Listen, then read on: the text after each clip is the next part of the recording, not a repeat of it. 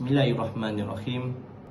Assalamualaikum warahmatullahi taala wabarakatuh, dan salam sejahtera. Alhamdulillah, wassalatu wassalamu ala asyrafil anbiya'i wal mursalin wa ala alihi wa sahbihi ajma'in. Rabbi israh li sadri wa yassir li amri wahlul 'uqdatam min lisani yafqahu qawli wa la haula wa la quwwata illa billahil aliyyil azim.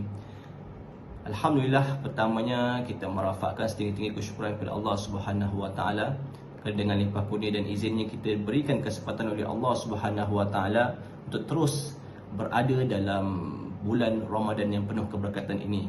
Sesungguhnya tuan-tuan dan puan-puan, nikmat yang Allah berikan kepada kita untuk berada dalam bulan Ramadan ini merupakan nikmat yang besar yang seharusnya kita menggunakannya dengan sebaik mungkin untuk meningkatkan amal kita dan memperbaiki serba sedikit kekurangan yang ada pada diri kita ni, insya-Allah. Hadirin dan hadirat yang dikasihi Allah sekalian, pada hari ini saya ingin mengupas tentang satu topik berkaitan tentang empati dan simpati diri kita terhadap masyarakat sekeliling. Kita sedia maklum bahawa Madrasah Ramadan ini cuba kita gunakan sebaik mungkin untuk kita meningkatkan pelbagai sisi-sisi kebaikan dalam jiwa dan diri kita ini. Cuma pada hari ini tuan-tuan, saya nak kupas dalam sudut kebaikan meningkatkan empati dan simpati diri kita. Tuan-tuan dan puan-puan yang dikasihi Allah sekalian, seperti mana kita sedia maklum juga tuan-tuan, di bulan Ramadan ni Allah Ta'ala permudahkan kepada kita untuk kita beramal membuat kebaikan. Dan di dalam bulan Ramadan ini jugalah Allah Subhanahu Wa Ta'ala memudahkan kepada kita untuk kita ni mudah je nak mengeluarkan infak, sedekah dan sebagainya. Ini adalah salah satu sifat yang sepatutnya perlu ada dan sentiasa continuously yang perlu ada dalam diri setiap orang mukmin. Tuan-tuan dan puan-puan, sebagai seorang Muslim, kita hendaklah sentiasa melihat keadaan sekeliling kita. Hidup kita tidak boleh hanya sekadar hidup diri kita dan keluarga kita saja, tetapi kita perlu melihat bagaimana rakan-rakan di sekeliling kita, jiran-jiran kita dan masyarakat kita. Kerana tuan-tuan dan puan-puan, dalam satu hadis Rasulullah menyebutkan bahawa perumpamaan orang mukmin itu dengan saudaranya seperti mana satu anggota yang sakit seolah-olah akan menyebabkan semua anggota sakit dan tidak dapat tidur malam. Mafhumnya begitulah. Jadi betapa penting untuk kita sentiasa mempunyai sifat empati dan simpati untuk melihat kehidupan masyarakat sekeliling kita.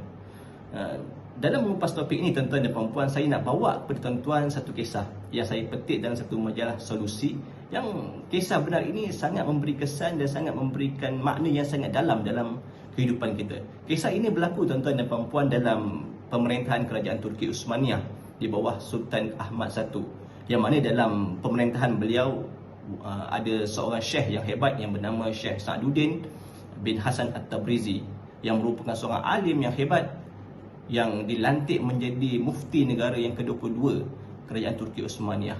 Kisah ini tuan-tuan sangat popular yang kita boleh ambil iktibar daripada kisah ini. Pada ketika itu tuan-tuan, dalam pemerintahan Sultan Ahmad I tu ada berlaku kemunduran, kekalahan dan beberapa sisi-sisi kelemahan dalam pemerintahan tersebut. Jadi Sultan Ahmad I ni dia tulis surat kepada Syekh Sa'duddin tadi untuk mendapatkan pandangan daripada Syekh ni. Jadi bila mana dia tulis surat, dia utuskan surat kepada Syekh Sa'duddin, dan apabila Syekh Sa'duddin tengok surat tersebut, kemudian Syekh Sa'duddin balas 3 perkataan tuan-tuan. Bukan urusan saya. Maka bila mana raja tersebut, Sultan tadi tengok jawapan tersebut, maka marah Sultan tersebut tuan-tuan. Dia panggilnya Imam Sa'duddin ni datang ke istana dan bertanya dengan secara lebih serius. Dan aku bertanya tentang satu perkara yang besar, sedangkan kau menjawab bukan urusan saya. Teruklah Syekh Sa'duddin ni agaknya kena tegur lah kan. Tiba-tiba Syekh Sa'duddin ni menjawab, wahai tuanku, Sesungguhnya jawapan yang aku berikan tu bukan jawapan main-main. Itulah jawapan sebenar masalah yang berlaku dalam negara kita. Kerana setiap individu, pemimpin, bila ada indikasi dalam diri mereka bahawa semua urusan ini bukan urusan dia, maka berlakulah kemunduran dalam pemerintahan ataupun dalam kerajaan kita pada hari ini. Maka seganlah Sultan Ahmad I dan fahamlah dia bahawa rupa-rupanya sifat bukan urusan saya ni ataupun sifat mementingkan diri ni antara faktor kepada kelemahan yang berlaku dalam sistem ataupun dalam pemerintahan Sultan tadi. Jadi tuan-tuan, kita melihat bahawa betapa pentingnya sifat tidak mementingkan diri ataupun sifat tidak egoisma lah, selfish, tidak melihat pada masyarakat keliling dan sebagainya. Sifat-sifat ini perlu kita sifat yang tidak egoisme, tidak selfish ini perlu diterapkan dalam jiwa masyarakat kita pada hari ini, terutama pada jiwa kita dulu. Dan bulan Ramadan inilah kita perlu didik dengan sebaik-baiknya tuan-tuan dan puan-puan, sebab dia merupakan satu keperluan. Dan dalam artikel yang saya baca tersebut mengatakan bahawa Ibn Khaldun dalam penemuannya mengatakan bahawa sesuatu bangsa, tuan-tuan, kita lihat bagaimana penting untuk kita menekankan dan menyemarakkan jiwa ataupun perasaan tidak pentingkan diri ini. Ibn Khaldun mengatakan bahawa sesuatu bangsa dan masyarakat yang mana setiap individu ini berlumba-lumba untuk melaksanakan akhlak mulia seperti dermawan, prihatin, cakna, membanteras kemungkaran, al-amar ma'ruf dan sebagainya lah, menghormati jiran dan lain-lain, bangsa ini akan menguasai dunia. Itu kata-kata daripada Ibn Khaldun, penemuan beliau. Dan sebaliknya yang berlaku, sekiranya individu dalam sesuatu bangsa itu mula ada perasaan dengki, perasaan yang tidak baik, selfish, egoisme dalam masyarakat tersebut, maka tunggulah kehancuran yang akan berlaku dalam masyarakat tersebut. Jadi tuan-tuan dan puan-puan dikasihi Allah sekalian, perkara ini ataupun sifat sentiasa empati dan simpati dalam masyarakat dan juga kita ambil dalam konteks jiran tetangga kita memang telah dilaksanakan pada zaman Rasulullah SAW lagi, kan? Sehinggalah diteruskan oleh zaman Khalifah Ar-Rashidin dan kemudian seterusnya, dan perkara ini dia menjadi satu perkara yang sudah sebati dalam jiwa masyarakat. Tuan-tuan lihat bagaimana satu kisah saya petik, tuan-tuan, yang berlaku pada zaman Khalifah Umar Al-Khattab. Ketika zaman pemerintahan Umar Al-Khattab, ada satu peristiwa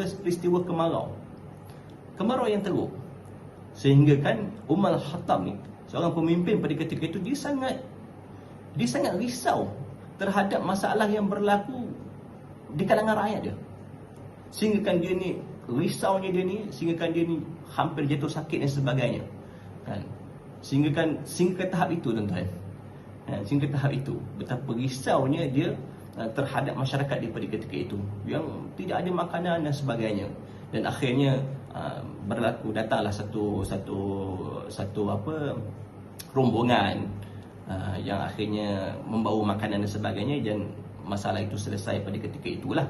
Jadi tuan-tuan dan puan-puan, ini nak menunjukkan bagaimana pada ketika itu sifat empati terhadap masyarakat, terhadap orang bawahan, terhadap rakan-rakan sangat tinggi pada zaman-zaman mereka.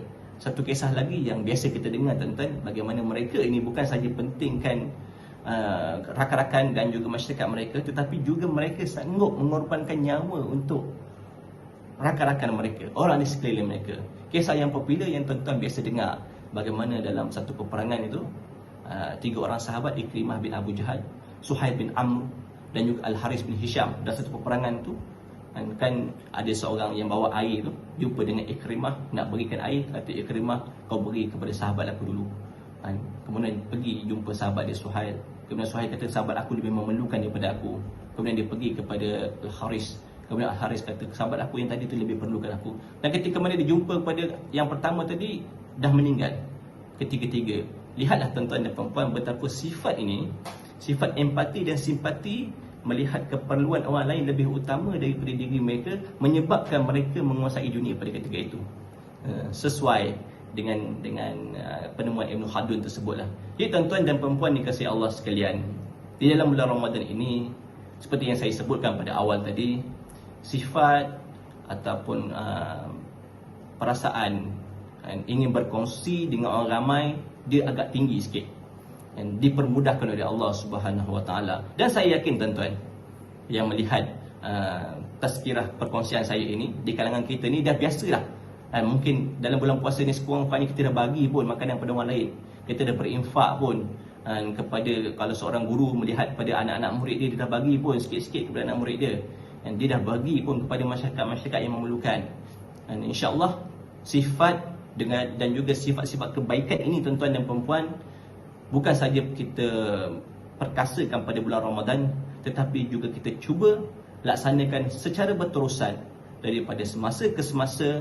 Mudah-mudahan tuan-tuan dan puan-puan yang dikasihi Allah sekalian, amalan kebaikan kita ini akan berterusan dan akan menyemarakkan lagi. InsyaAllah satu hari nanti masyarakat kita ini, seperti mana kata Ibn Khaldun tadi, akan menguasai dunia. Apabila, ni antara indikator dah tuan-tuan, bukan salah satu faktor ini saja, antara indikator apabila masyarakat ada individu dalam masyarakat tersebut berlumba-lumba berakhlak mulia. Jadi tuan-tuan dan puan-puan dikasihi Allah sekalian, saya tamatkan perkongsian saya yang ringkas pada hari ini dengan kata-kata daripada Sayyidina Ali yang mengatakan bahawa barang siapa yang hanya memikirkan perkara yang hanya masuk ke dalam mulut dia sahaja, maka nilai diri dia samalah seperti apa yang keluar daripada perut dia. Jadi tuan-tuan dan puan-puan faham kan? Maksudnya kalau hidup dia hanya sekadar fikir nak makan dia saja, tanpa memikirkan hal-hal lain, tanpa memikirkan masalah-masalah orang yang berada di sekeliling mereka, dalam ekonomi kawan-kawan mereka, ekonomi jiran-jiran mereka, masalah sosial yang berlaku di kalangan mereka, maka individu seperti ini seolah-olah, kata Sayyidina Ali, seperti najis lah tuan-tuan, minta maaf terkasar bahasa sikit, tapi itulah maksudnya. Kalau sekadar mementingkan apa yang dimasukkan ke dalam mulut mereka, maka nilainya samalah seperti mana yang keluar daripada perut mereka. Jadi wallahu a'lam bisawab, mudah-mudahan dengan sedikit perkongsian saya ni insya-Allah mendapat kebaikan, terutama kepada saya yang bercakap dan juga tuan-tuan yang mendengar. Jadi assalamualaikum warahmatullahi taala wabarakatuh.